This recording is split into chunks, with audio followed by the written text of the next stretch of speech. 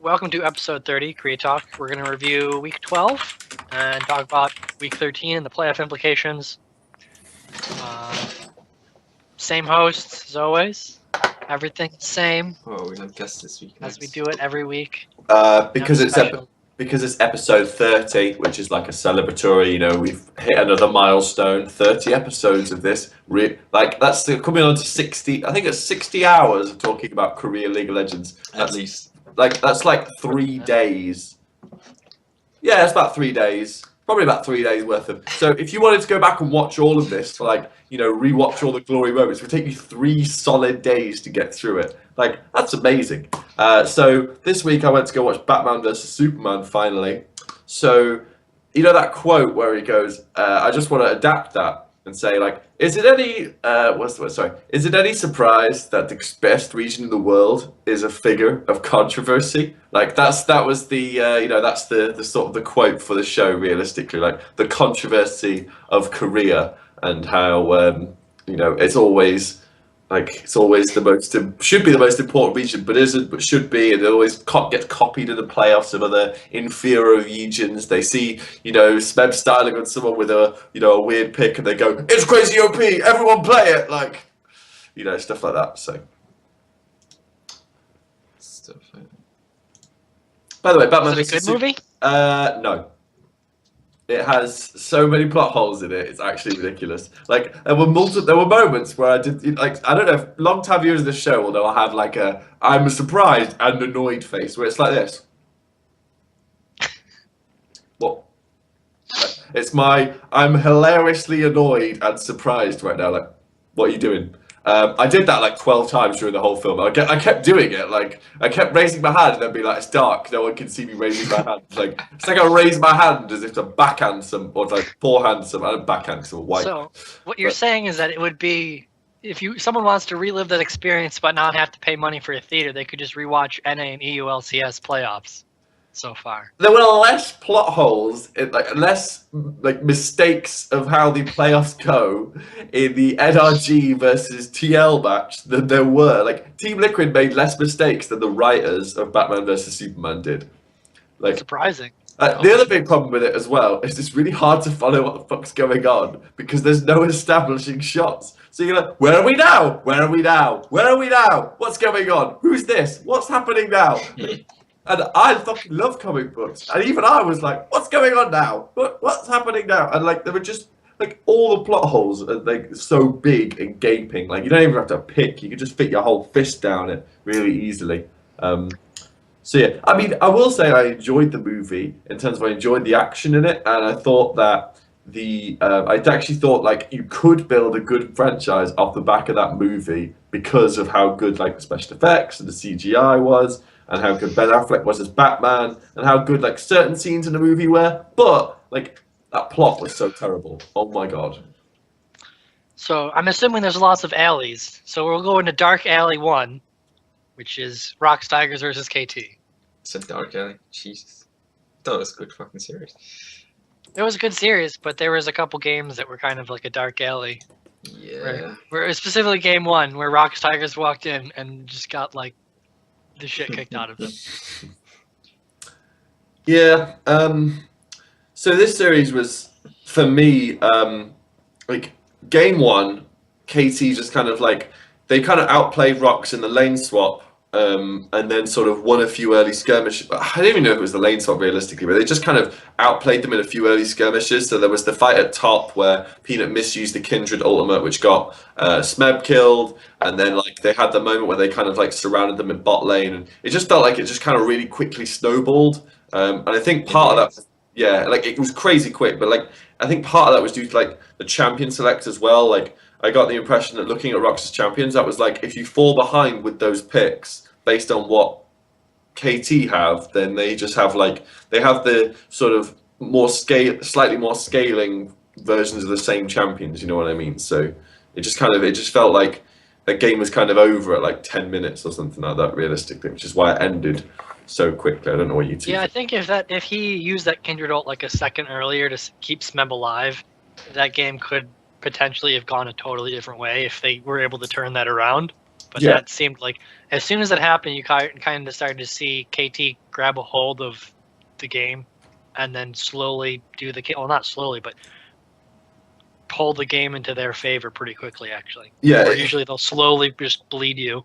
It's really exciting to see KT play really well because obviously the idea of SKT being the second best team in Korea is great if you're an SKT fan, but if you're a fan of like, you know, entertaining games and stuff like that, because those teams are likely going to play a best of 5 against each other and a best of 3, like you want them to be like on the same level so you get like a long drawn out Telecom Wars best of 5 series kind of thing, rather than if you're like, so the idea, like, it's good to see KT playing well because it promises that the playoffs might be more entertaining now. Yes. What I mean, like KT should be quite a good team. They've got good players, Hachani aside. You know, they've got like 2 of their players are really fucking good, and then they've got like 2 okay players and then like 1 bad player. But so it's good to see them kind of be a strong team because it just means that Korea could be more exciting as a region. Not just a strong team, but they're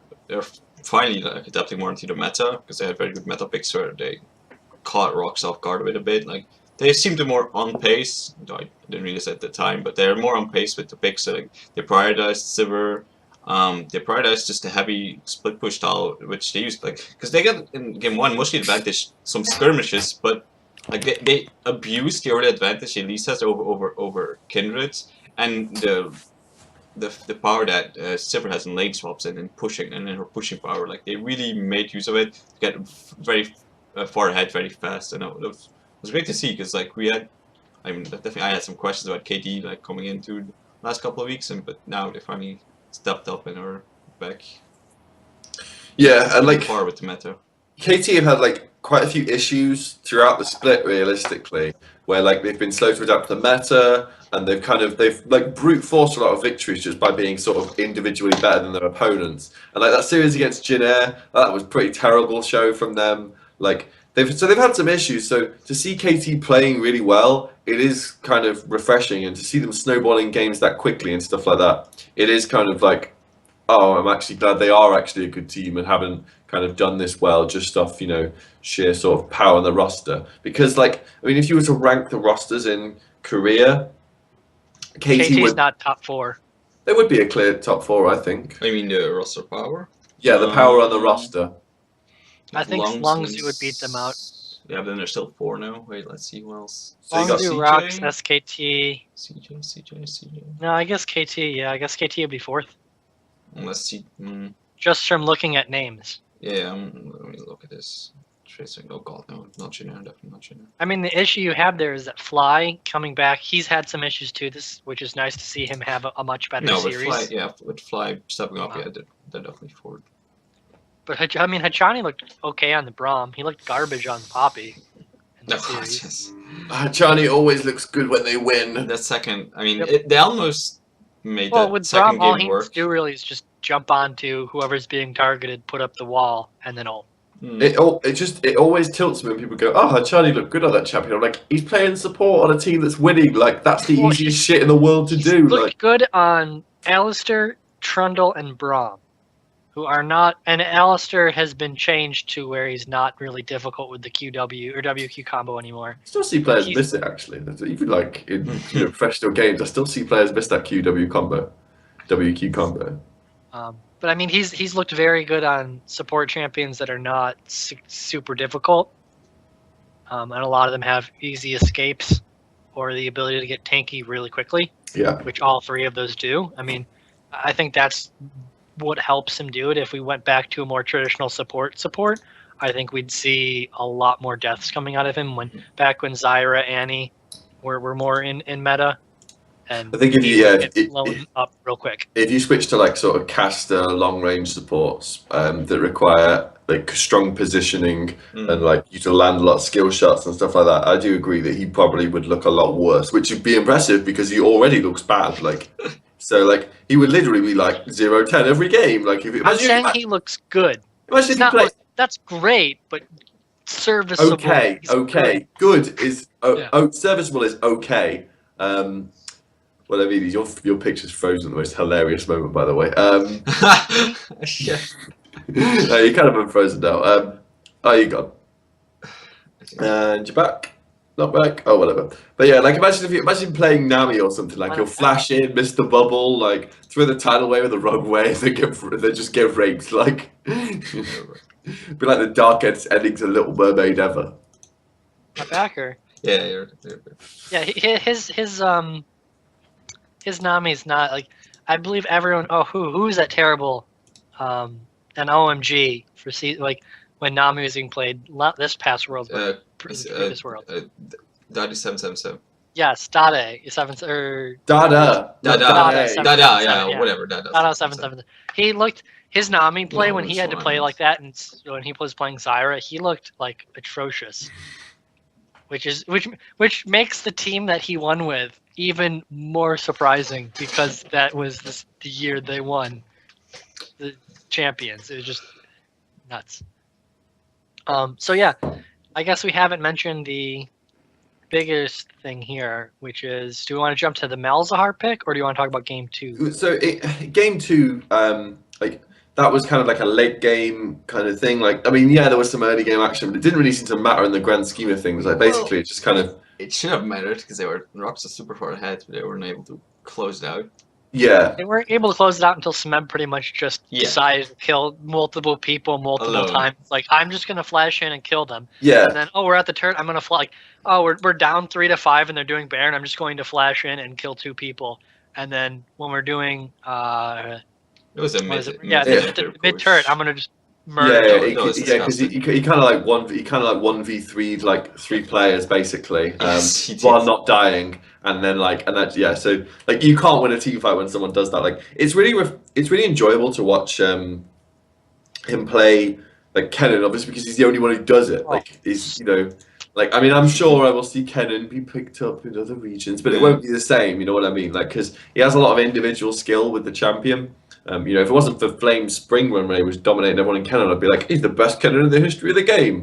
I mean, he's, if he wins OGN, we probably will be, because he'll actually manage to do what Flame never managed to do, which is win OGN champions. He will finally ascend from what is it, Neo Flame that Thorin calls him or something. I was like, now he gets to watch Neo Flame. I was like, that's not fucking Neo Flame. He's his own person. But main difference is that Smeb was bad at one point and has become good again. Where Flame still yet to prove that. It was. Like KT showed some really good team fighting in game 2, which again, even the win, KT looked good in the win, and Rox didn't look very good because they didn't really close out their lead properly. Like they relied on sheer individual amazing brilliance rather than tactical kind of playing the team. Because the issue was they stopped playing to their comps main focuses. That there's a poke comp, and they just stopped doing that. And they tried to team fight. Yeah, they tried to constantly team fight with their ADs. So KT had a Rams on their team. Like that's not the way you were supposed to win.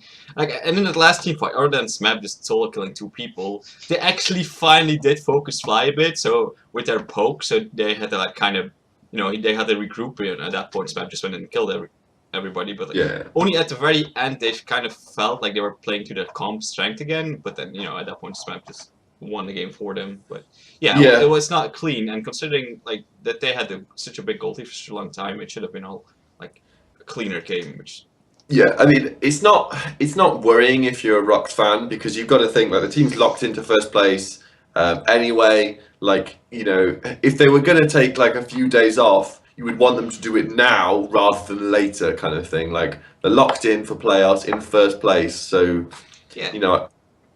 the loss does better, but the way they did, you might start feeling I am not 100% convinced anymore Rox is going to win Spring, though it's still very likely considering they have such a big advantage by I would say I think because they're locked into first, I'd have to put more if I had to bet as the beginning of playoffs began, they definitely get the lion's share percentage because they're in first place, but I agree that it looks like they are beatable. They seem more right now.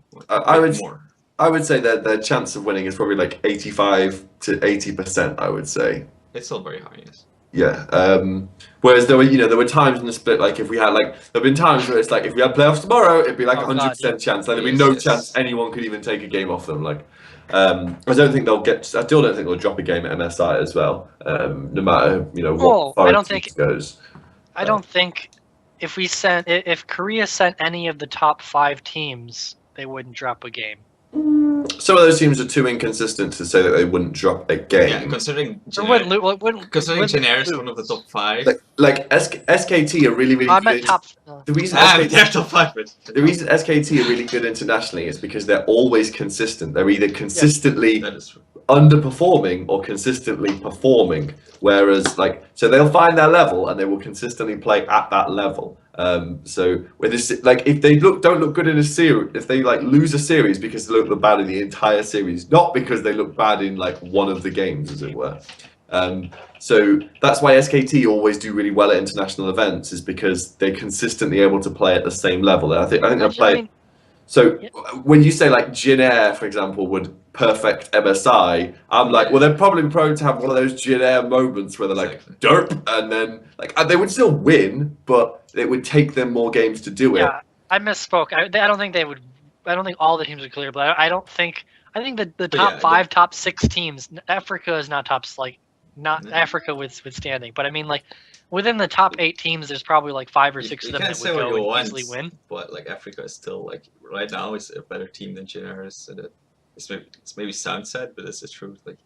They're a more consistent team, sad, but and they are playing better as well. Well, we'll get to that later. Yeah, I mean, I think that right now the majority of the top 10 teams, over 50% of them, are Korean. Well, I mean, I would say that if you took the top 10 teams in the world, 8 of them would be Korean. I would go all the way on that aspect. I'd go 7. I'm more sold on Afreeca than I am Longzhu. Yeah, Longzhu looked like shambling. Hey, they actually won the series again. Okay, I will get to Longzhu later, and I will tell you why they would beat any foreign team in a best of 5.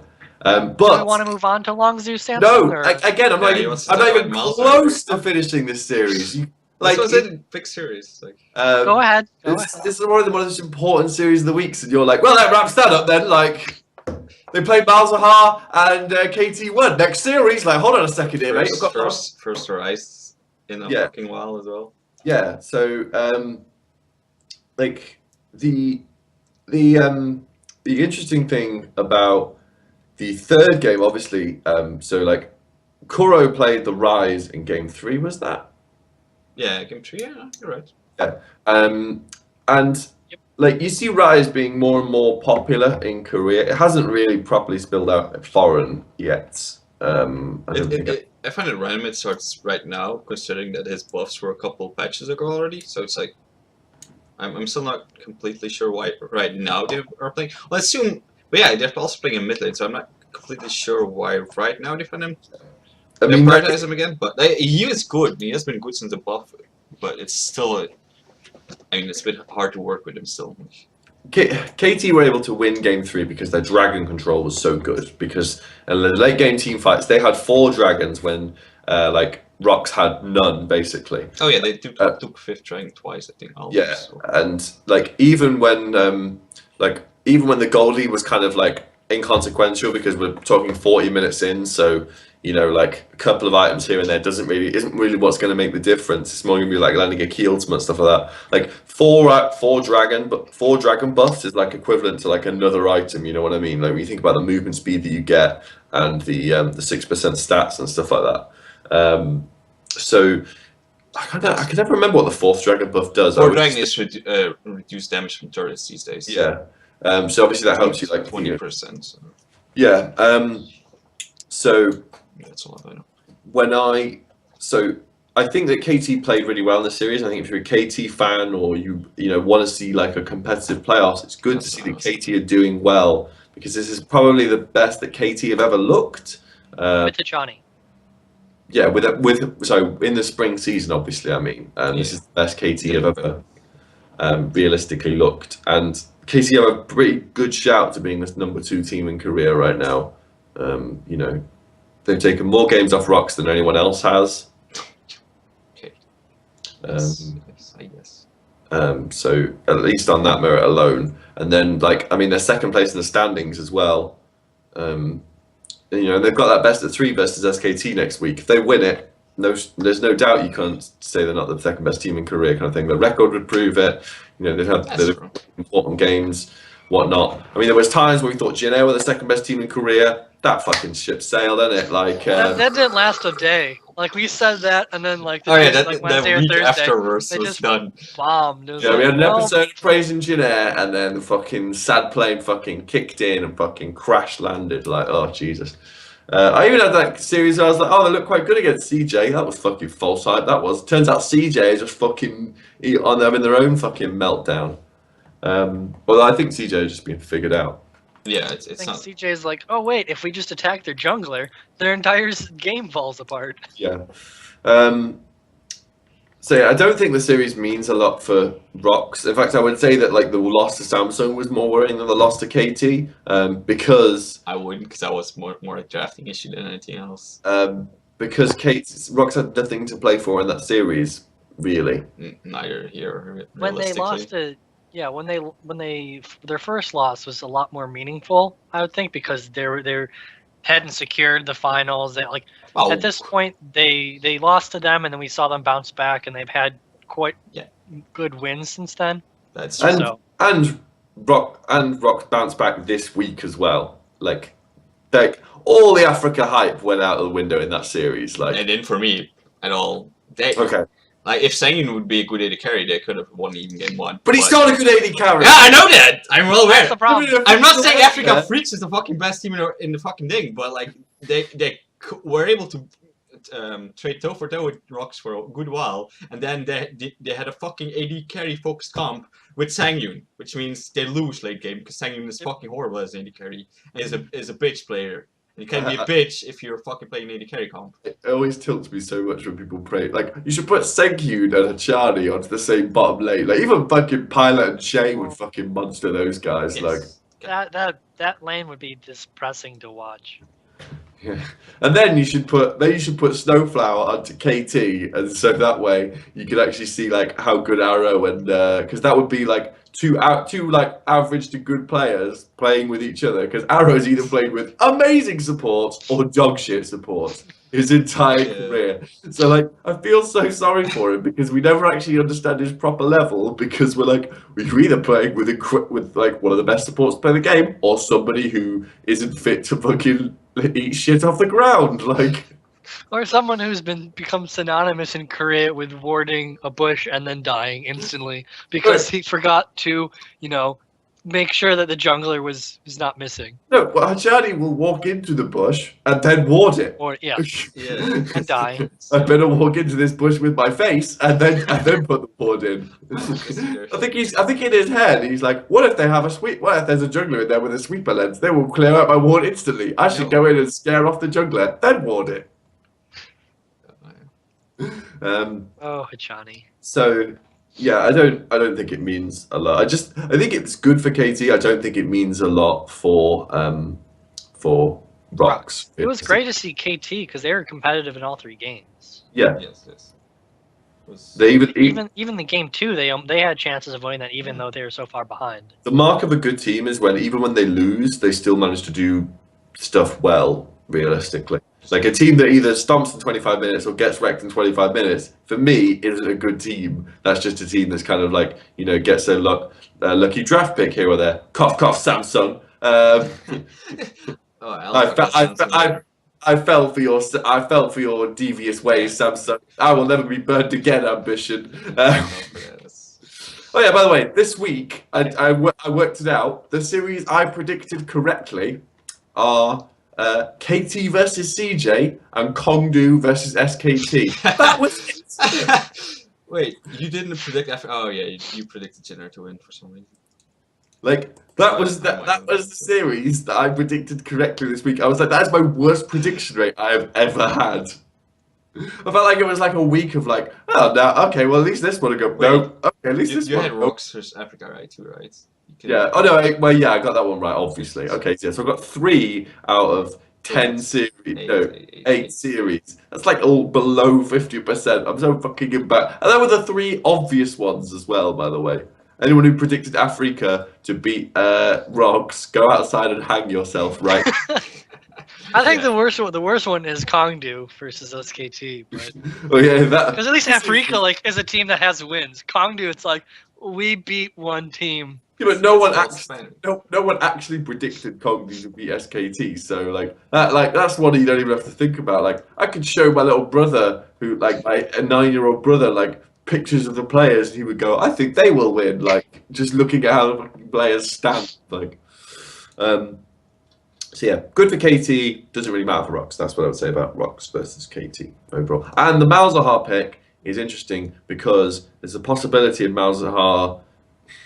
Again, my game knowledge isn't amazing, so I don't realistically know. But looking at how Malzahar was played, I'm like, maybe Malzahar could become good with all these tanks that are going around because he's a bit of a tank buster. Yeah, But he has a very lack of mobility, which is he is fine in general. The issue is like you get QSS is all this worthless, but for some reason, I find it interesting that Prey in the whole fucking series did not. It was like, oh, I do not have to build QSS. Which he kind of was right in, because Fly never focused him, nor was he in range. Because you have to realize, if Malzahar's got all the way to Lucian, they can just interrupt CC him, so it made sense. Like, but then Kuro bought it, which was like, oh yeah, I'm just gonna pin it now all the time, which is, yeah, that worked. But like, I mean, they were winning those fights, like, regardless of Malzahar later in the game. The QSS thing, you can say the same about Lissandra kind of thing. Like, QSS kind of kills her roles. Yeah, but you have see the difference? Lissandra can self-cast her ults. Yeah. I was just saying, you cannot do that with Malzahar. Like, I'm saying Malzahar's viability is like if you can't get Lissandra and you don't need your mid lane to be a primary initiator, then you can pick Malzahar. It's like, but you can't even like engage because you have no E to get. Like, yeah, I'd say the big difference there is Lissandra can like TP home guard in and then ult in the middle of the team because she's got incredible ability to get into a team with the E. The jar we saw that week was more practical for engage than when Malzahar is an okay I literally champion. just said if you don't need your mid laner to be engaged. Yeah, I know, but and then you were like, well, he can't engage. Yeah, I'm just saying they're not that similar. I just think that it was a very unique 5th pick. I don't really think it's going to be that much into like super meta. It was I also think that was very niche. It was also good to see a. But it was good versus Rise to begin with. It was also good to see some racial diversity in League of Legends game as well. What with Malzahar being played and being the star of that game. I'll just leave it at that one. I'm so confused right now. I always think Malzahar looks like an Arabic. Oh yeah. Like an Arab. Well, he has a skin and he definitely looks like one. Yeah, and he's like, and so he looks like a guy that lives in a desert. Like he's quite dark skin tone. He is an Arab basically, and he got the MVP. So I was making a joke about how it's nice. A lead movie with like an Arab as the a big movie with the Arab as the star cast basically, because I'm all about the importance of racial diversity. So, it's great to see the racial diversity in LCK. Yeah. All Korean. Yeah, Hollywood should watch that and be like, so you can have an entertaining game with an Arab leading. There'll be some idiot right now who'll be like, "You're a racist." I'm like, "Oh, just fucking just having a laugh at it." Like, all right. Okay, so we're ready for Longzhu SK or Samsung now? Yes. So we learned the team understands that. Oh, actually, Graves wasn't banned. Wow. Yeah. So I guess we just learned that Samsung's retarded. That whole series, Graves was now banned, now picked, and they were like, let's pick Nidalee, let's pick Kindred, and let's lose. It's the other Samsung series of the week. Yes. Okay, this one's just like, why would you not pick Graves? It seems to be like ambitions. I can win on champion. It's like they were like Samsung. Other teams banned 3 junglers. I'm like, oh, we're not gonna ban anything versus Samsung at Longzhu, except Nidalee in game 1. And then just game 1 was pretty even until Crown got every time Crown died, like Longzhu took so much from the map every time. No more decent wave. And it got to the point where you're just like, oh, they're just gonna dive Crown again. Oh, there he goes, he dies. Okay, now they're gonna take like 3 turrets. Yeah, so it's like Samsung's win conditions are Crown does really well and gets ahead, and ambition Blaze Graves. Now, like when they do that, they look really good. Like, so effectively, like again, I know people love these like I'm in the club and I meet a girl analogies. So Samsung are like, you know when you're a bit drunk and you see a girl and like, you know, she's got like she's dressed quite well, you know, she's dressed quite sort of quirky and quite sort of, you know, out there, and you're thinking like, oh, I bet she's, you know, she's fun to be around and whatnot. You know, she's not a bad dancer and stuff like that. So, you know, you talk to her for a bit, maybe go on, you know, a few drinks with her and whatnot, and like you think she's all right because you're seeing her in like a very limited capacity, as it were. So you're seeing her like, you know, it's quite a dark club, that kind of thing. It's one of those girls that like when you you know, when you see her out of the daylight, it's like, ooh, okay, I didn't quite realise what I got myself into realistically. And then she might say something a bit off key, you know, like you know, something, just drop a line that makes you think, oh, I'm not really sure about you anymore, kind of thing. Like, just let you know something a bit crazy, like, you know, she like, you bump into one of her friends, she's like, oh, I'm just out with my boyfriend. Like, we haven't gone out that long, have we? Like, this is my second time I've met you. That's happened to me before, by the way. It was very awkward. This is my boyfriend. This is the second time I've met you in my entire life. Don't think that's an acceptable thing to call somebody. Don't do that. But yeah, so that's what Samsung are, in the sense that in a very limited capacity to look great. So like when you meet, you've got like a friend, and then sometimes their female friend comes. Like a female friend comes out. I hate calling girls females, but whatever, it works better. And you think like in the very limited capacity, when you're pretty tipsy, they seem great. You're like, oh, I want to get to know this girl more. And your mate's like, I don't know about that one. Like they're a bit, you know, sometimes it could be a bit of a loose cannon. You're like, no, I want to get to know him. You get to know him. You realise you really wish you hadn't. A bit like that. That's what I would say. That was very long-winded to say. They're very good in very select circumstances. Yeah, well, you know, like a good analogy, I think, is like set up. You could have just gone with like it's a Seinfeld episode where Jerry can only go to the one place with his girlfriend because that's the only place where the lighting looks good for her.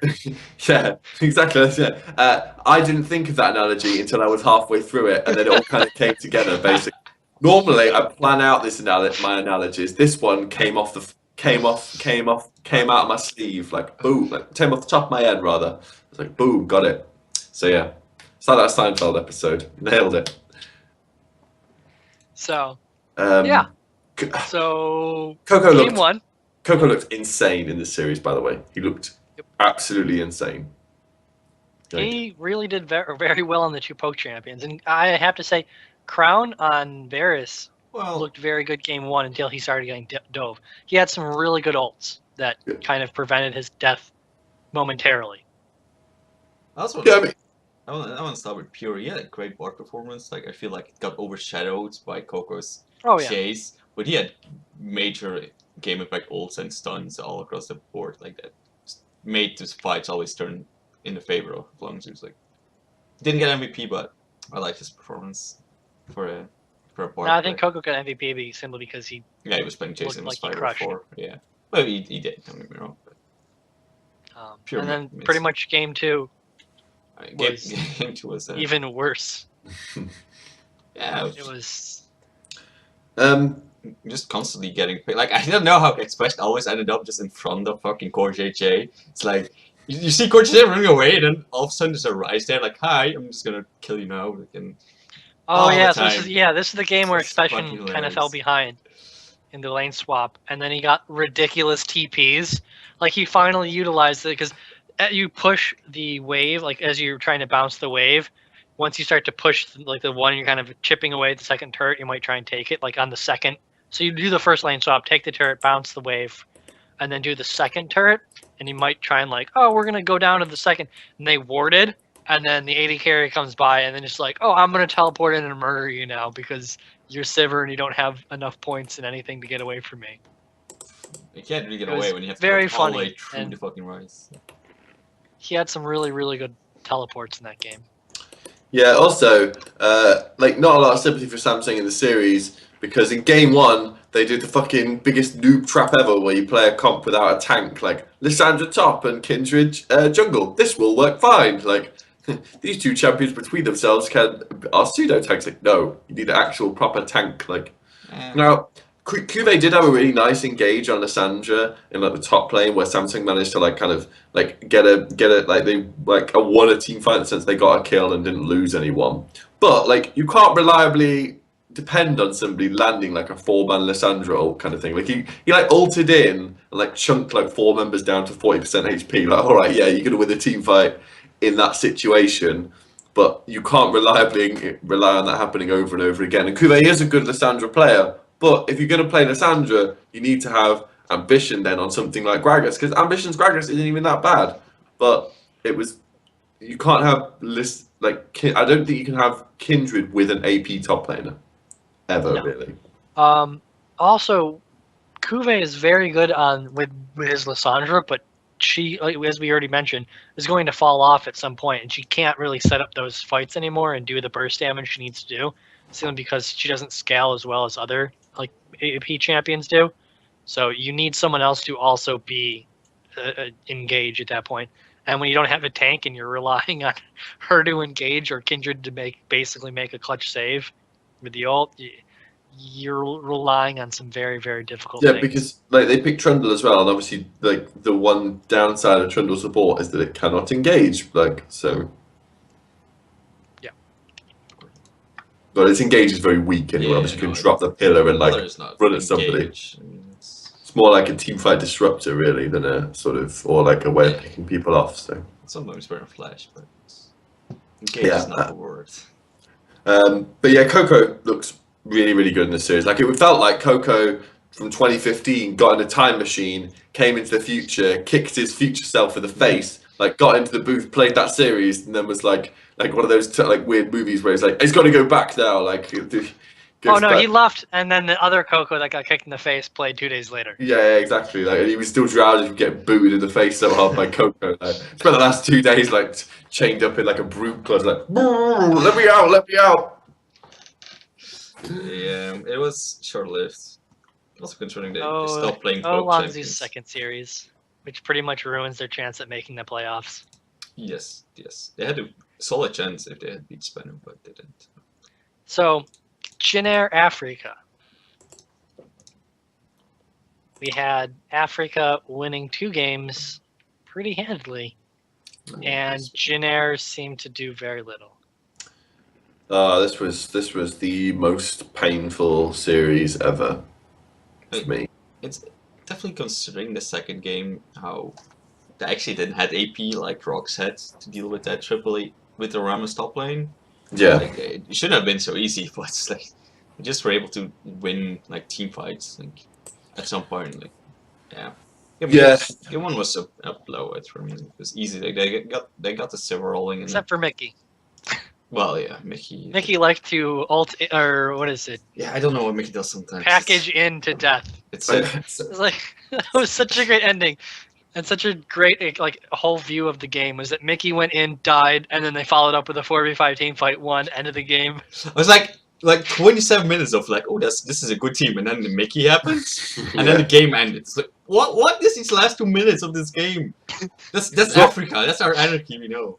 It was all planned by Mickey. He knew the team would win 4v5 anyway. Yes, it was a distraction. Yeah, like so.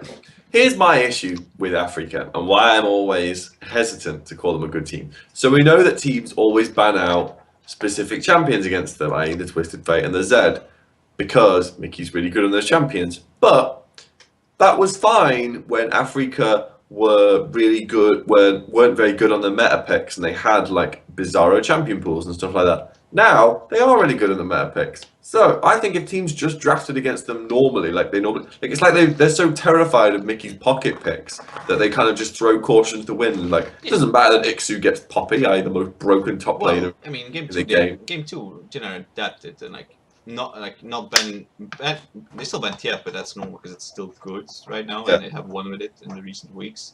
But other than that, they were pretty mad at the bans. The Zed ban seems kind of weird. Like yeah, the Zed ban was gone. Yeah. I mean, the Zed ban they stopped doing that game 2, and they still lost that as well. If I was to ban 2 champions every game against them, and then the third one, depending on what you want to do, I would ban Poppy TF every game now. Yeah. Because the difference that Afreeca has become too is that they have stopped being just 100% Mickey. Yes. And whether or not Mickey goes off, now they have a lot more carry potential from Iksu or Lyra, or the ability to just peel for Sangyun and have him mindlessly auto attack. He's had some game, like his He Sivir doesn't mindless the auto attack. Yeah, He the Civ throws is out easy. skill shots. Civ is Like, easy. like he's not a good AD carry, but they're able to peel for him, which makes him look better than he actually is. yes, it's the classic wild turtle effect. But Iksu, It's Lyra, and massive with Snowflower, China as well. So Iksu, Lyra, and Snowflower have definitely stepped up to become better in their position and actual threats.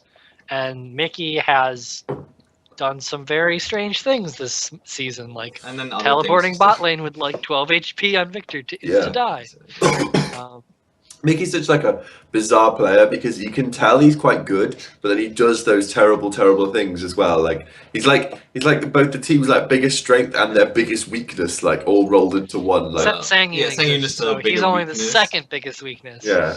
Yeah, It's like if you thought like which two players should I bench at Afreeca? Like your first player you would bench is obviously Sangyun. Your second player you would bench is probably Mickey, despite the fact that he's like the star of the team and like carries their games often. Like it's like he just like he flips a coin. It's like Two-Face. Like every time he does something, he flips a coin. Like if he gets playing good this game. No. yeah, Okay. I live, I die.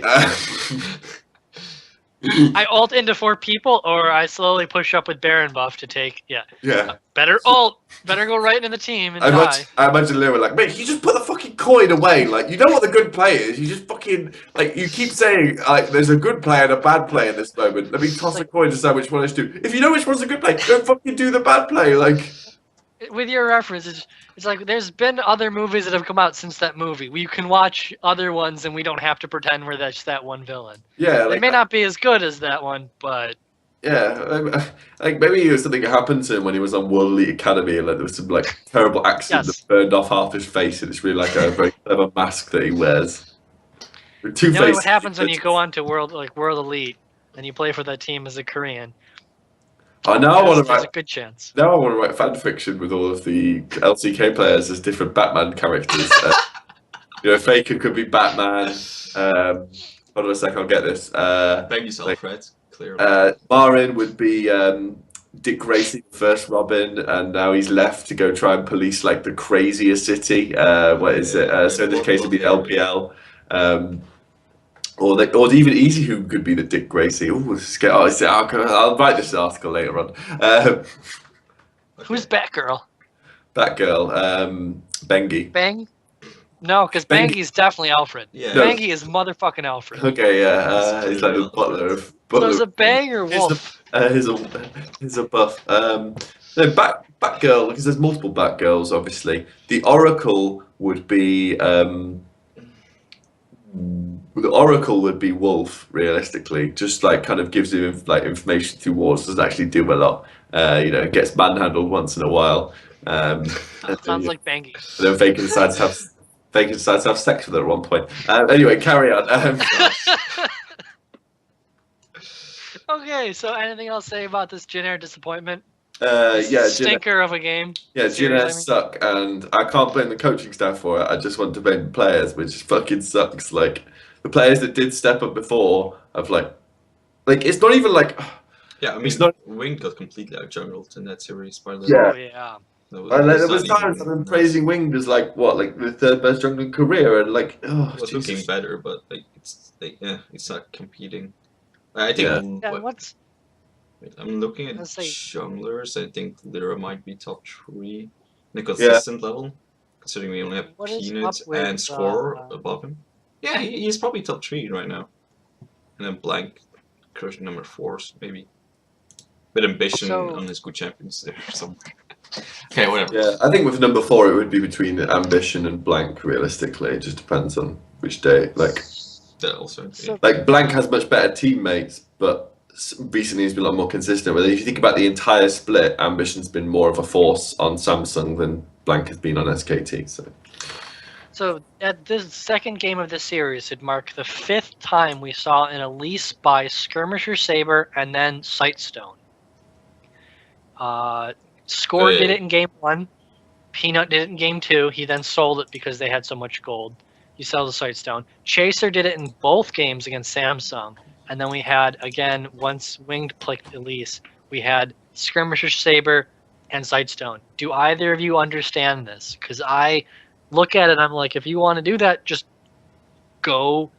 Whatever the word one is?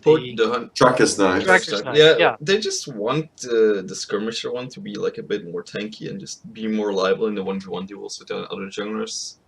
It's And not. I guess they still need Sightstone because they. I mean, at least Sightstone gives you stats. You have to realize Sightstone gives you at least some health. And apparently the item upgrade is not too bad either. The way I justify it is like they're thinking if they get the Skirmisher Saber, then they'll have the early game power, which will allow them to make plays, and then they will use the goal that they get from the Skirmisher Saber, like early game, to snowball into a Sightstone, which will allow them to snowball the game further. So it's like it's a but the problem with that one is once they build the Skirmisher Saber, even if they don't manage to snowball with it, they still have to buy the fucking Sightstone. Sightstone. Yep. So that's my issue. Is like regardless of whether or not you can get ganks off successfully or not, you still have to buy the Sightstone because you still need to fucking ward. Yeah.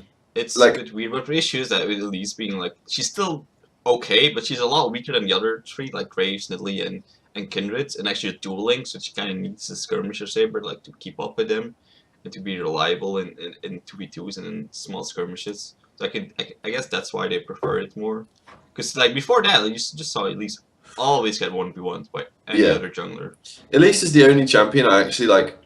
Kind of like this, or at least understand the logic behind the Skirmisher Saber on, because like with Kindred, Graves, and what was Nidalee. I mean, you don't buy on Nidalee, but like she's ultimately like at least with those three, they have enough power in their kit, but you wouldn't build a Sightstone on those champions anyway. So I at least understand it with the Elise because pure damage. So at least with the Elise, I understand the fact that you want the early game damage, but then you want the tankiness as well. So I kind of understand it. I see three more Elise games, and 2 of them do it. The only one that doesn't is Crush. So yeah, I cringe when I see players build Skirmisher Saber on like Elise, Kindred or Nidalee, because I'm like, I mean they never build it on Nidalee, but I cringe when I see them build it on Graves or like Kindred, because I'm like, it's just unnecessary, really. Like the only time it's like vaguely necessary is if the other jungler builds it and you don't want to like get out duel. It's unnecessary, but you like skirmishes gives you a lot more late game power as well, because you have use of your in team fights. You have constant use of your smite to be even tankier, and just to 1v1 one person even stronger. Like it just makes you an even stronger force from the jungle. Not a utility, but a carry force. That's, I mean, it's not necessarily needed in competitive, but I can see why players like Ambition want it. Even though I don't think he always plays it, just because he needs to be a fucking secondary threat, and then Skirmisher helps with that. Yeah. I mean, obviously they're professional players, so it's not like they're making fucking rudimentary basic errors. Well, they're Korean professional players, sorry, so it's not like they're making rudimentary basic fucking errors, so... more referring to Western players when I say that, but... I don't know, it just caught me off guard. It's very surprising. And it was just like, I just weird. Kept seeing it. I was like, okay, is this like a one-off thing? Is this just so someone was trying? And I saw pretty much every Elise this week do it except for Crush, and I was like, this has to, like, there has to be a logic behind this. And I wasn't really picking up besides, like, maybe it's just to protect yourself against stronger junglers, or maybe you're trying to get, like, it just... I really felt bizarre. I'm really glad we don't see the fucking like frozen smite or whatever it's called, the chilling smite. Yeah, no, like it's like it's decided on skirmisher thing, because skirmisher gives more value in fighting than it's frozen. Yeah. It also seems like if you're gonna wanna, like, you either want to get the challenging one to be more of a 1v1 threat early, or carry or whatever with that, and then if you don't want to do that, you just want wards and you want them cheaper, and you just go right to poachers. It's like, it doesn't seem like you'd have or trackers. Sorry. Yeah. Anything else about this series, or we can move on to another sad? Yeah, Jin Air fucking properly suck, and Afreeca are overrated, basically. I think they're just. I think Afreeca are good, and it's nice to see them competing. Like, it's nice to see the other players step up besides Mickey, but I don't think they're. I think they're top 8, but they're not top 5, top 6. Yeah, I think so. We'll see. I don't think they will be in summer. I think they'll be. I don't think summer. I still think right now. I think that's. They're definitely overperforming, and they're definitely showing up to games where other teams are kind of having missteps. I don't think they got overperforming, and like multiple weeks they've been playing like this with Ixu and Lyra being more forefront over their team. Like it's been since when? Since pretty much. I mean, they lost from them. everything we've experienced of when they were their entire time Oh, in yeah, and champion, Anarchy, yeah. this seems to be like, how long can they keep this up? Yeah, okay, Is sure. the big question. Because I don't think this is like this is their new normal. I think they definitely have peaked a bit, but is this gonna be how they can they keep the peak? I think they could. Can they prove to me that this is a new normal I think for if they them? get a new Or... AD carry, they could get a lot better. Yeah, I don't see that changing. Yeah, I don't see them changing their AD carry. That's the issue. Like they didn't change him from last year to this year when he was the clear issue last year as well, kind of thing. Like it seems like they're 5 friends who play. Yeah. And they just get paid for it. Yeah, the only way I could see them changing Sanghyun is if like another player on the team leaves for a bigger team, and I think that might be kind of like, you know, like a dam breaking, as it were. So if like Snowflower left to KT, or if like Lyra left to CJ, well, goes back to CJ rather, because he played for CJ for a bit briefly. Then I think then at that point, like you might see a few of the players like just go, well, I've already lost one, mate. I might as well fucking lose another one. Like I don't really like you, Sanghyun, anyway. I'm gonna keep you around because X player liked you, like, you know. Yeah, I think that if they're gonna change, you're gonna see multiple players change, not just one. Yeah, anyone who's ever been in a friendship group and then had that friendship group kind of break apart will know like how one person leaving can be kind of like a snip. Well, if you've been at work, for example, as well, one staff member leaves and then it can very quickly lead to other, like multiple staff members leaving just because your kind of atmosphere changes. So that's the only way I could see Afreeca replacing Sanghyun, is if they lose one of their better players, which would hurt them as much as it would help them, even if they could get a really good AD carry. So yeah. So. Okay, I didn't watch the series. I didn't watch SKT Kongdoo. Don't worry. On to Kongdoo versus SKT. So SKT looked good. Blank actually did stuff. Very surprised. He didn't look. I mean, he looked good, but he didn't look like. Holy crap. That's what I mean. Like he looked good, but it wasn't like he blew my mind doing crazy things. It's just like, oh, you're playing against some bad team. He had a worse score than Crush in Game 2 somehow. Kongdoo might be the first Korean team to get relegated. Yeah.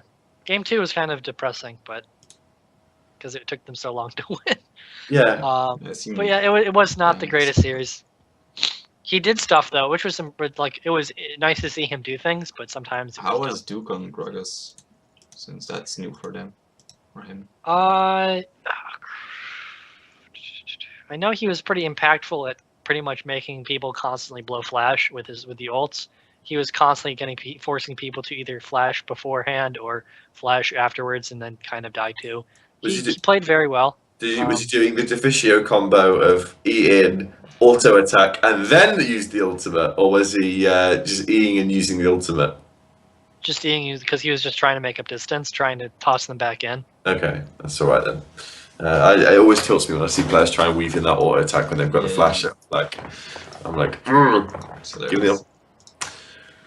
Okay. SBENU Longzhu, another fucking like. This is where the beaten up Coco who got released from the closet after 2 days. It was hilarious series to watch. Shows up it was so and enjoyable. is groggy and then loses to fucking SBENU. It was enjoyable to see how fucking SBENU was trying to win, like first with the super fast fucking rise, and then just thought, oh, let's play charge and then just dump you guys in team fights and blow you up. Disgusting, actually. This series was a mixture of SBENU like kind of pulling out left field comp, so they're like super speedy rise, like the Sonic rise, like gotta go fast. Gotta go. Yeah. And then in game 2, like obviously the Java mid obviously caught them off guard as well.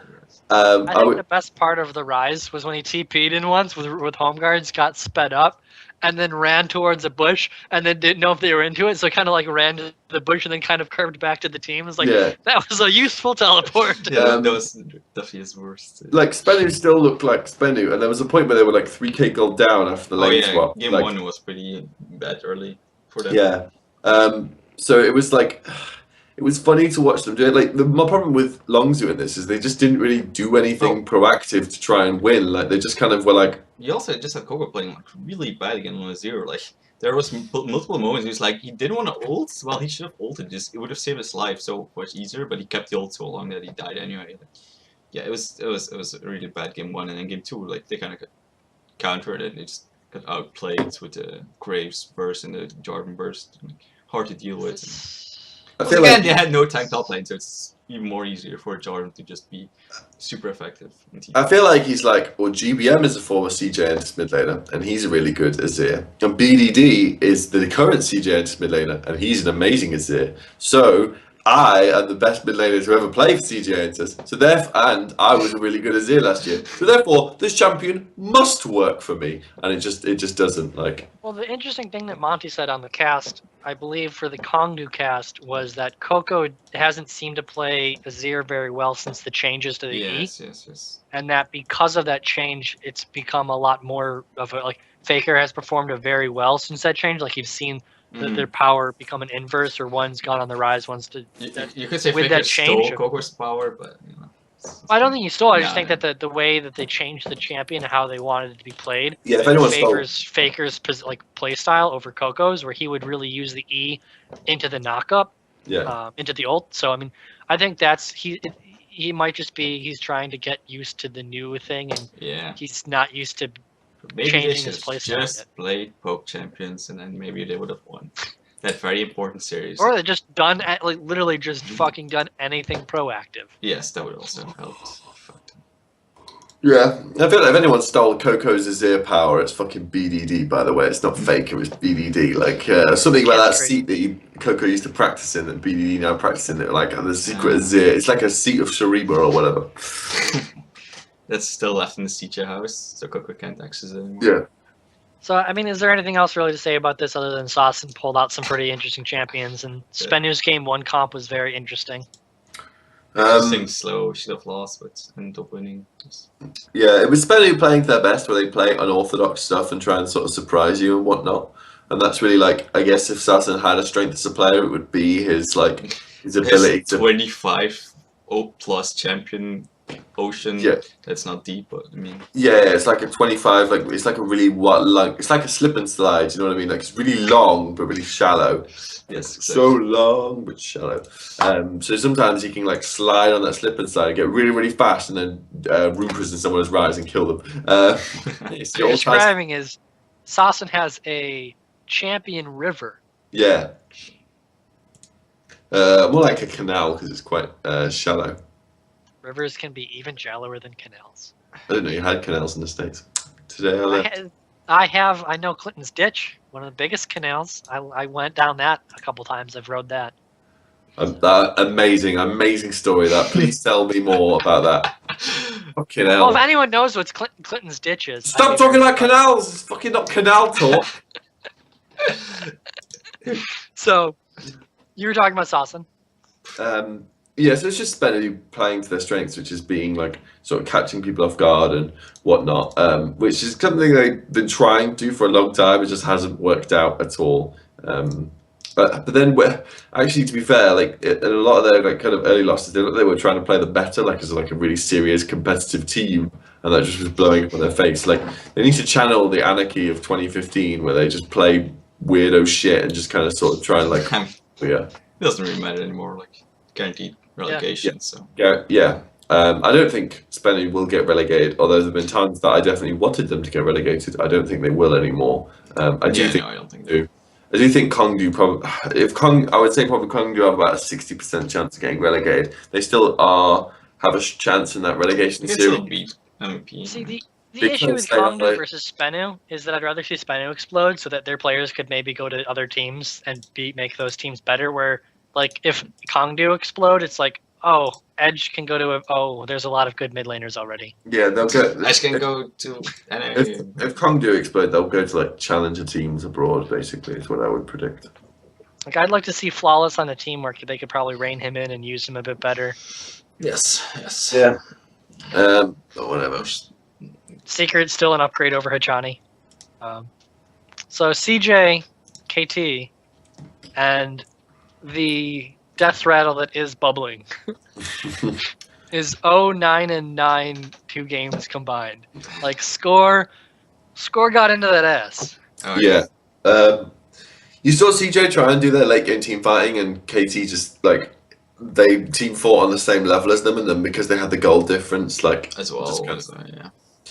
you can't be too harsh on CJ because when you looked at their roster coming into it, everyone thought they were going to be might even be playing in relegation basically, and Yes. the team has done a lot of work with very new players who, to be honest with you, some of them still like Antara's like okay to good Does not sometimes. play Nar again. Yeah, I do not play Nar. Yeah. Like Nar is so unreliable. Yeah, that flash where he missed the ultimate as well. That was painful.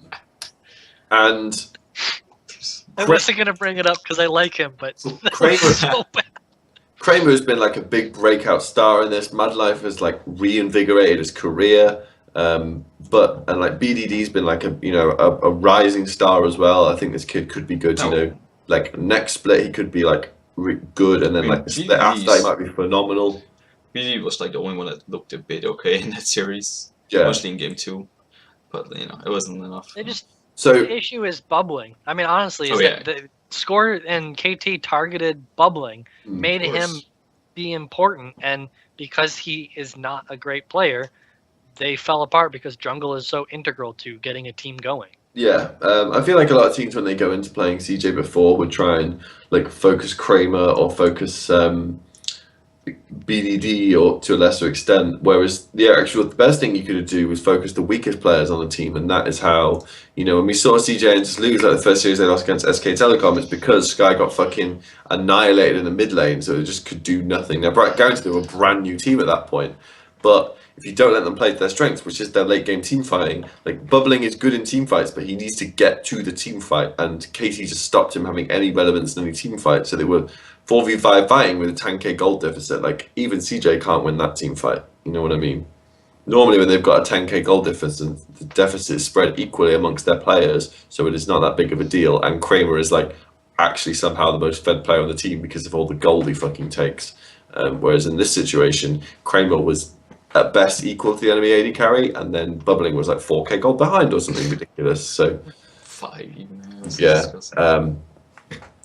So yeah, again, it's proof of that KT are a good team and that KT, you know, could be dangerous in that playoffs to SKT. I think KT are more dangerous to SKT than they are to Rocks in terms of, and I would say that SKT are more dangerous to Rocks than you know what KT are. But I would say that KT definitely have a strong chance of like really kind of ruining SKT's series, because that's a team that, if anything, like SKT is a team built to win championships, you know what I mean? They're a brand built to win championships.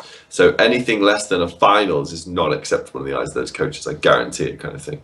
Like, this is the most successful team ever. If they don't make the finals, like, heads are fucking gonna roll, you know what I mean? So, especially if they don't make the finals at the cost of KT as well. The interesting part, what KT saw, and I hope to see if they can continue doing this in the future, is that this week they really came in and seemed like they had a plan for both games, and they really executed a team comp, a pick and ban phase tailored to those teams, and they really were able to basically get a kind of a bit of a wacky pick on Rocks on game 3. Their game 1 and game 2 were interesting comps where they really could have tried, like if the Rammus was strong enough in game 2, they would have been able to, against KT, that would have been enough to stop them. If Smep and then didn't CJ, play, they come in. Yeah. I would also say that KT's like draft against CJ was actually quite genius, because you think about it. The first game they ban out the Azir, which is BDD's best champion. CJ at this point had banned out the Nidalee and the Sivir. So then they target BDD's champion pool more, and they ban out the Varus. Then CJ ban out the Corki. So then they just ban out the Poppy. At that point, they've hurt both BDD and Antara's champion pool in like one fell swoop, which is, you know, like there's lots to be said for kind of like simultaneously targeting two players and lowering their in-game effectiveness, you know, in such a dramatic way. And then not only that, but they had the Kindred and Graves are both up, so Score could have taken either. Yeah. Like, I think he could have taken either and gone in on bubbling. So both of those were left up, where there's, instead of trying to ban out aggressive junglers and try and protect bubbling, they kind of gave it a coin flip. Well, also, like, I mean, so CJ first picked the Kindred, which is not a good decision when there's a Graves up. So then KT picked the Kalista Alistair lane, which is like a strong bottom lane, but in terms of the synergy, but also like with the Alistair W, if Kindred pops up to save somebody, you can, the Alistair is actually like a sort of a very like mediocre way of disrupting the Kindred ult, because you can just pop somebody key out of the thing and then pick them off basically. So by doing that, they already lower the effectiveness of the Kindred as well. And Alistair loves short range AD carries. Any AD carry that if they try to auto attack him, he can W and Q onto them. He's all over that kind of thing. And Kindred is quite a short range AD carry. And then as the draft goes on, so then CJ pick Braum and Lissandra, which makes sense because they just want to get the best mid laner they can get their hands on that's going to allow BDDs to carry. And Madlife, he's like had some good Braum games as throughout the tournament. But they've already banned out but by this point it's like they've also limited Kramer's ability to carry because they've picked a lane dominant like bottom lane. So Kramer has to respond in kind with something that's equally it's able to lane against the Kalista. So the way the draft phase worked out was really quite clever from KT's perspective. It was actually one of the better drafts of the week, I would say. Yep. It was very KT had a good draft. Had a very good week. Yeah. So I like to see not just with the results, but how they achieved them. Mm-hmm. Yes.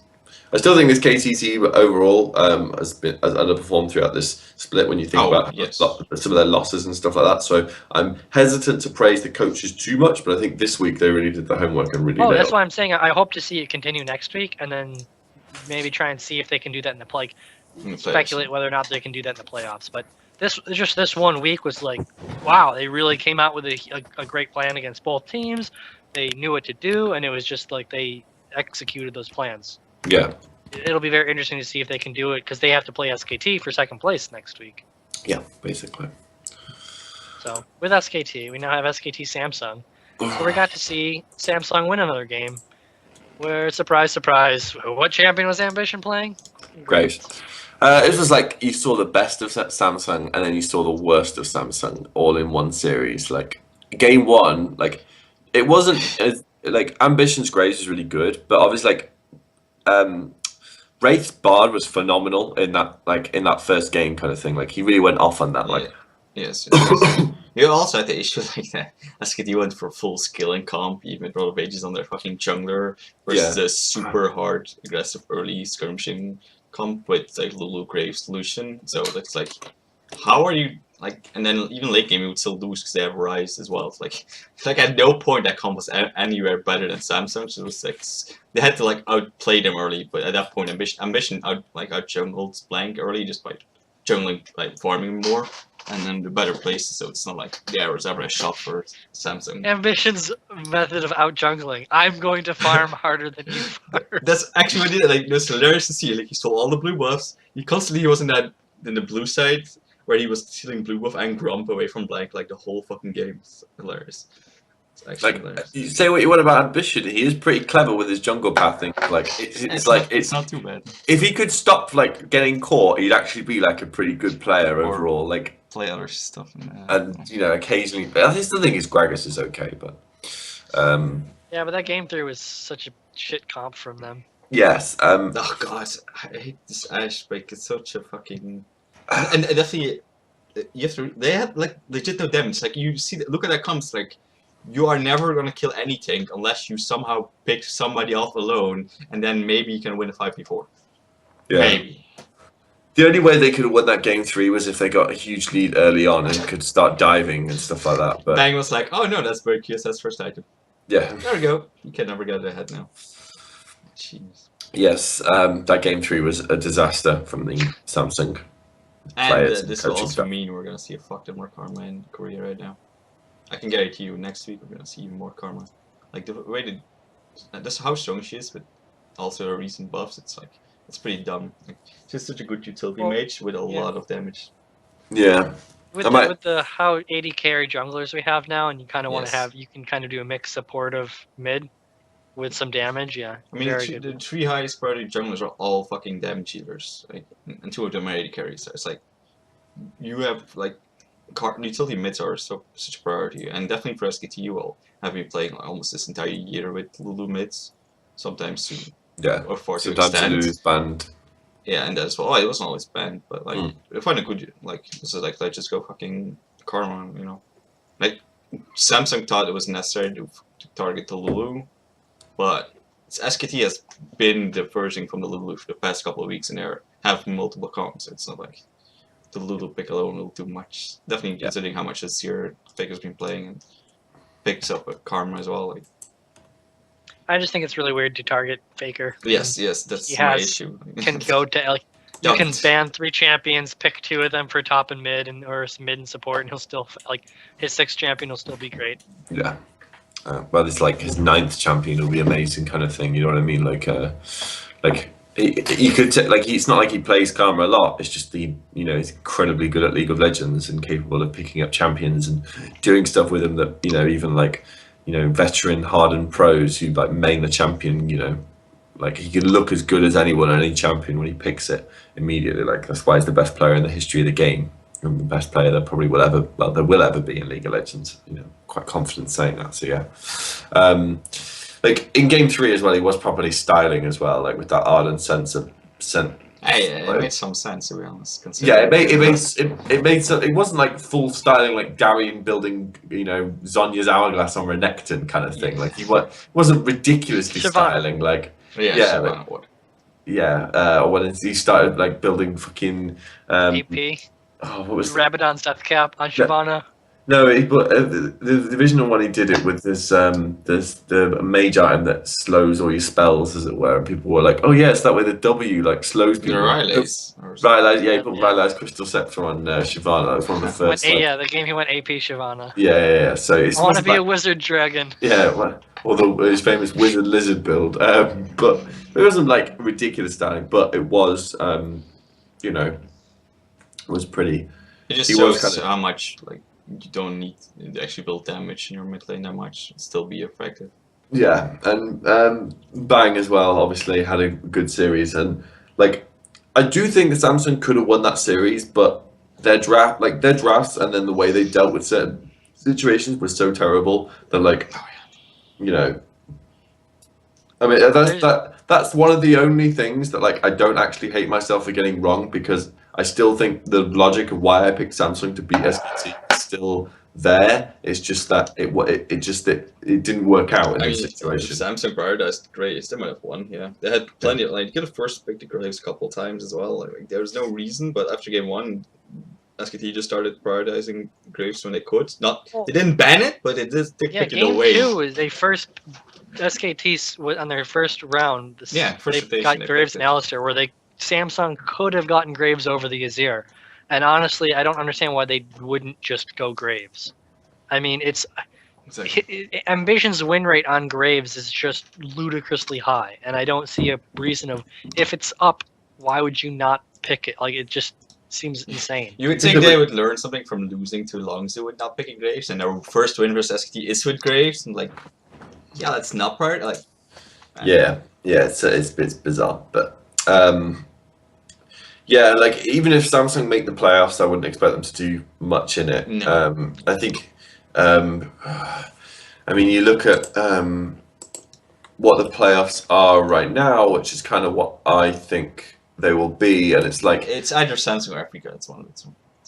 Yeah, I would say that's. I mean, I still think Samsung are going to make it over Afreeca. Hey, Afreeca, because I'm much easier. Afreeca has their destiny in their own hands. They can't perfectly make it, but they have to. No, they don't have an easier one, but they can. Like Samsung cannot prevent them from getting it. The reason I believe that Samsung will make it over Afreeca is because I'm not a fucking devil worshipping hippie who lives in fields. They have to play Longzhu and CJ. Those are teams below them in the standings. It's very fucking likely that Afreeca can 2-0 one of them and 2-1 the other one. Yes, but you have a this is Afreeca we are talking about here. Yeah, it would be kind of an embarrassment to see the Anarchy squad making playoffs. Yes, but anyway, Either way, I think when it gets into playoffs, I think whichever of Jin Air and Samsung manages to win that best of 3 isn't going to do much in that best of 5. They have to play SKT or KT, as it were. Yeah. So it's like Korea's already setting itself up for an anticlimactic playoffs. Like, even though it's like objectively been the strongest LCK split Not we've seen since like completely. 2014. Well, I mean, there are I three think the teams. playoffs are set up to be anticlimactic in the scheduling they have and the system they have for playoffs. Well, So. I mean, you think about it this way, right? So you got first off, you got best 3 versus like best of 3 with either Jin Air playing either Afreeca or Samsung. Okay, now whichever of Which those is just three a regular teams- season game. That's a regular season game. whichever of those 3 teams gets to the best of 5 versus SKT or KT will probably get 3-0'd in that best of 5. Now, granted, KT did beat Afreeca. KT did lose to Afreeca 2-0, but that doesn't mean too much if you ask me, because KT looked like they fixed a lot of their issues from that series. It was 2-1. So. It's a 2-1, even better. Classic Afreeca 2-1. Then you've got a best of 5 between SKT and KT. Now that will be really, really good. But then you've got a final, which there's a high chance that Rox will just body whichever team is in the final against them. And while that would be entertaining for me personally, it won't be the most entertaining and high-level League of Legends, because watching one team body another team isn't something that, isn't what like the best series of all times aren't one-sided blowouts, are they? Like, Depending on which team is getting bodied, depends on how much it is to enjoy watching that yes, series. but there's a big difference between entertaining and Quality. Good. and climactic, as it were. So like when I watch a sitcom, I'm not like, ooh, what's going to happen next to the plot? I'm like, ooh, this is really funny to watch. So when I watch TSM get bodied by a Korean team, it's funny, but it's not. Oh, it's fucking enjoyable. It's not quality entertainment. That's the difference. The best part is that the LCK playoffs may be less games than a minimum game played week Yeah. of the regular season. Well, blame OGM for that. I still think their playoff format is okay in the sense of Playoff format's garbage. it makes the regular season actually matter a lot, as it were. Yeah, but I don't give a shit about the regular. Like, it's A bit too 13 weeks of the much. regular season for maybe 11 games. It's Yes. also, it gives an unfair advantage. Like, it's normal that the first place team gets a bit of more advantage, but this is like an insane advantage. Like, I can help it. Like, being able to completely like have a almost complete knowledge of what your opposing team is gonna bring out, or what their strengths and weaknesses are before you have to play them, and they have no fucking clue what you are going to do. That's a bit unfair. Well, it's not only that, but it's also all of the like championship teams that I remember distinctly. All of it is their run through the playoffs. It's how they won games, how they played. Oh, KT, they had all those great game 5s, and they came back and they played against Shield. Like, all of those are not like, oh, they won first place in regular season, look, and then. If I had the choice, I would go back to the old format we had in the glory I know, days I'm of just saying, OGN. it's like, And that's my have issue. I would have 5 splits a year. Like, you could fit that in the scheduling if you because they play 4 days a week now. Back in the OGN days, they played 2 days a week. Yeah, that's true. It just like it feels inherently anticlimactic based Yes, upon the but I just think I'm making the point you trade an entertaining playoffs for like competitive and entertaining regular season, because the regular season in LCK is by far the most entertaining It regular is season. pretty Oh, yeah. entertaining. That's real. So issue is that was my point. So that's why I does have- understand why the playoff format is the way it is. Like the So, regular season does have meaning, but it does drag, and there are too many games where I just don't give a shit because it's Yes. Kongdoo versus someone. Yes, but like if you got rid of the bottom 2 teams, then that would immediately solve that issue, wouldn't it? Lawyered. So Okay. final series. Final series, Rox Afreeca, where Africa looked good for game 1, and then game 2, Rox was like, oh yeah, this is our style. We kind of make it look close game 1, and then we completely stop game 2. Yeah. Because of fucking funny Or bits and Smeb Sivir. 1v. Holy shit, that's Smeb 1v2 top lane. Oh, I guess that was a Ridiculous. one fucking thing I liked, and that was that one series. Yeah. It Well, I was, suppose Peter, biggest Africa fan in the world, like I'm an Africa fan. I'm realistic that they are right now a better team than they're better than CJ. They're better than Longzhu. They're probably better than they're better than fucking Jin Air, and they might be better. Like on a good day, they could be better than Samsung, but it's like weird.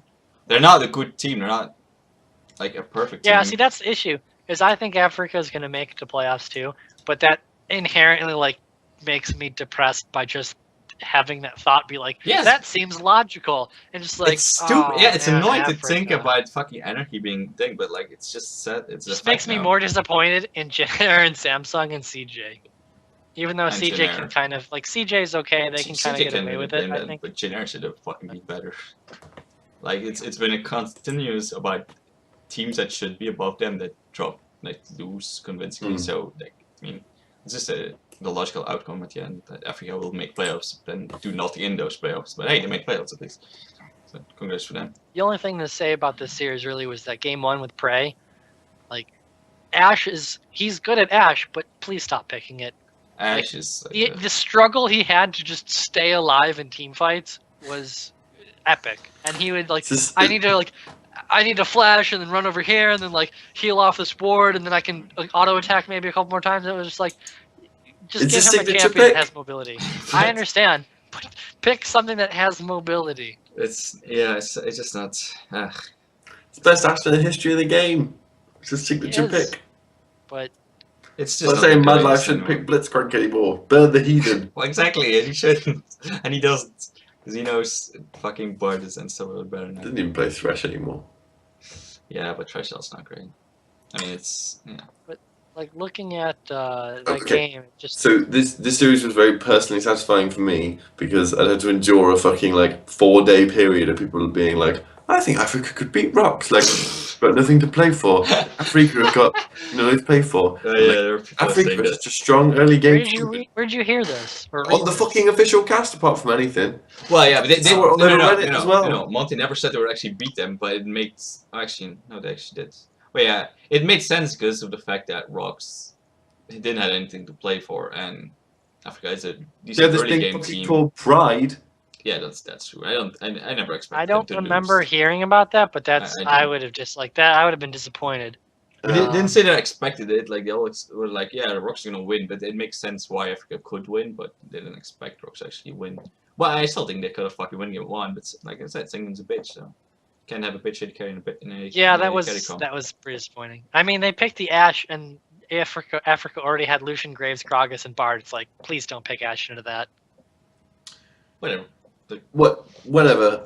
Game 2 was Rock. clean. Like Rocks is clearly better. I mean, Afreeca. Like, Oh, Rox is definitely better. What's making me excited to see Box play in the best of 5 because I think this strategy they have of feel out game 1, stop game 2 will continue to game 3. So yeah, I think it's more like game 1 they just pick something weird, so it's a lot harder for them to win, and then in game 2 it's like, oh, let's pick a normal strong comp with meta and shit, and then now steamroll you. Yeah, it's just find like more the depth.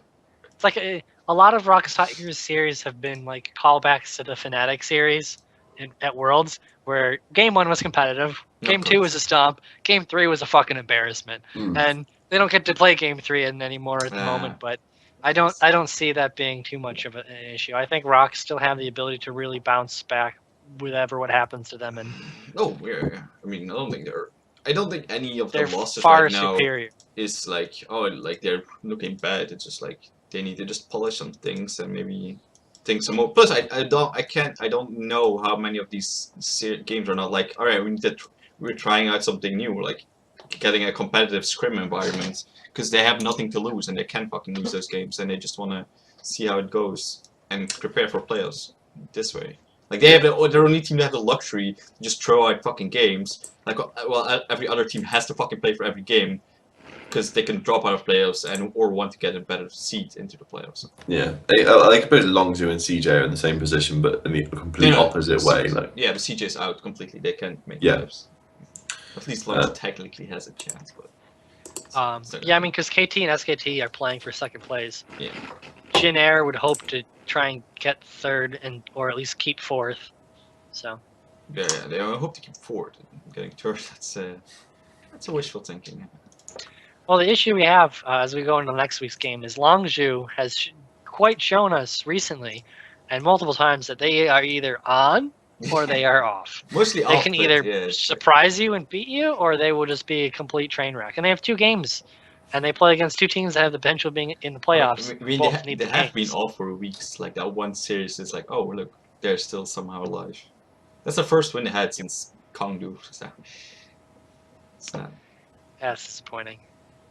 But yeah, they just have some games where they're like, oh, we're gonna show up and play really hard and do well, they or can play major spoiler if they beat Africa, but like or Jin Air. or yeah, but Jin Air can drop out of playoffs at least. But yeah, they can. Like, I think. Well, I guess the worst Jin Air can go is 5th, but I guess which it is really the same doesn't as matter. 4th, pretty much. So it's like for Jin Air, like they could still go 0-4 this week, and they would still be in playoffs. So they just had such a good first half of this split, like the first 9 weeks, that they gathered enough points to make it playoffs automatically. So we have Afreeca versus Longzhu. Do we think Afreeca is going to be able to win this? Yes. My Yes. question is Complete. 2-0 or 2-1?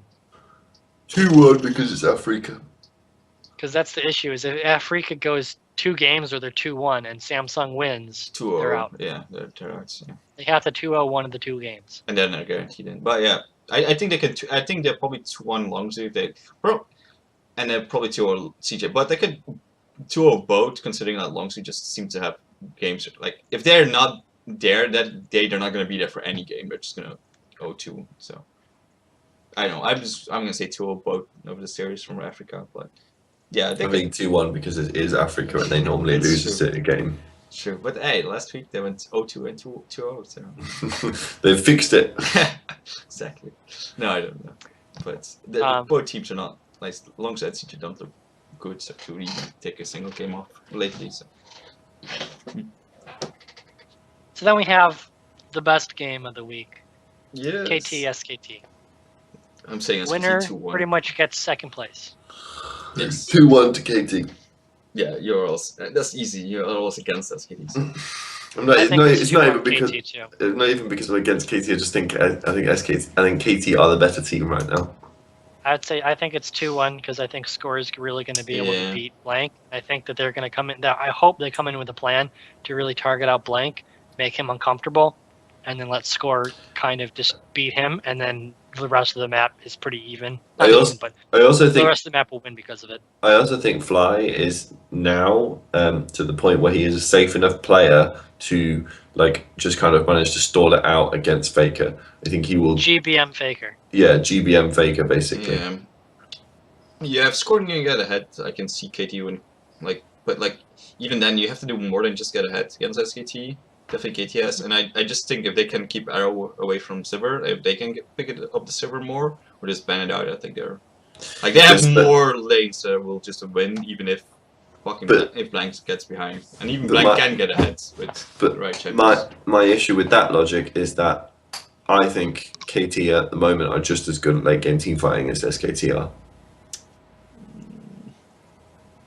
I don't think So- so, because you have I the arrow. get- You have the arrow issue, and with the Bang is always a better team fighter than Arrow. Yeah, but you also have the Someday versus Duke issue and the Score versus I don't see why. Score versus Blank I issue. don't. Yeah, but that doesn't matter in team fighting as much. And Someday versus Duke. Duke has a good team fighting. I don't. Someday we'll get an advantage in that laning phase. I guarantee it.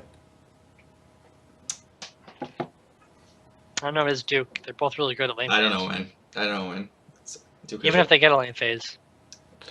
let's see. Let's see. Well, we I will think it's see. hard to call. Well, I'll say SKT. Oh, it is hard to call, but I think KT, they're I think more- KT will win. So next we have Rox Jin Air. What do you guys think about that? Rocks 2-0. 2-0, maybe 2-1. Well, probably 2-0. I don't think Jin Air has any good fight left. So, yeah, 2-0. So 2-0 because Jin Air is looking. Yeah, Pretty- they can just focus winged and probably Pretty just poor. win. And then we have Samsung Kongdoo. Can Samsung beat Kongdoo? Yes. Ambition does not get grapes. Yes, they. If they yes, don't, that- it's like Yeah, they don't. They obviously don't deserve to make playoffs. they yes, won't they make will. playoffs then. They will 2-0 Kongdoo. Yes, they really will. Like you don't even have to. Like maybe they even realize that they have the big graves and they will. And Kongyu won't ban it down anyway. So yeah, they'll 2-0. The issue if they 2-1, that means Africa only needs to win 2-1 for their series to get ahead. Yes. Yes, but they were won 2-0, so that's not, you know, we could also ask the question of, you know, like maybe you know, all kinds of fucking bizarro things could happen. Yes. But yeah, not realistically.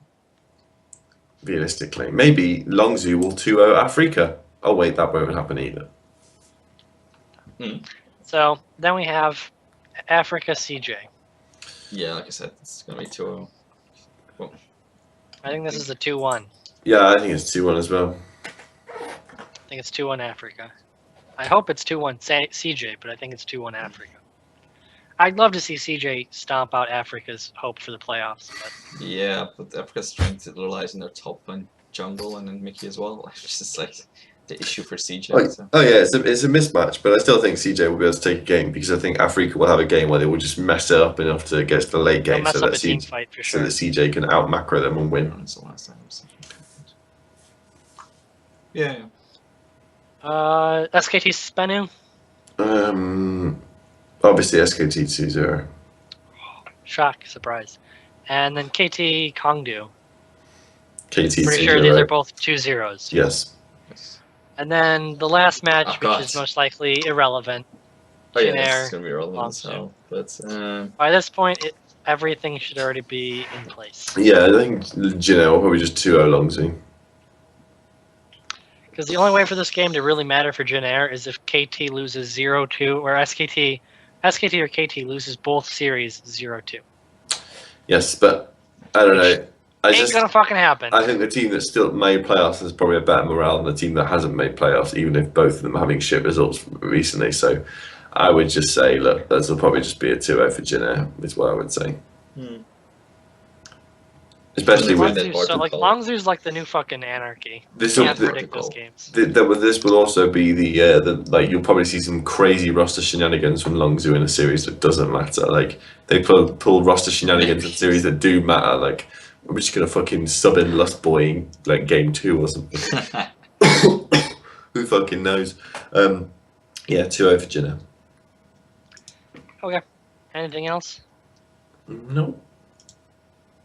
Just pretty. Tune in next week as we'll talk about the playoff teams and we'll run through the first 3 sets, I believe, because they go. What is it? Wednesday, Thursday, Saturday. Next week would be. We'll talk about scheduling. We'll talk about scheduling for the show at another time when the viewers aren't watching. But No. I mean, for next week, we're going to talk about. We'll talk about the first 3 rounds because they're all next week, and then the week after that, we'll prepare for final. It'll be an episode just kind of on finals. Oh, okay, fair. Okay, yeah, fair. We can do that. Those are the next 2 episodes. things like Yeah. yeah. Cool. See you later, everyone. Thanks for watching. Bye bye. Bye.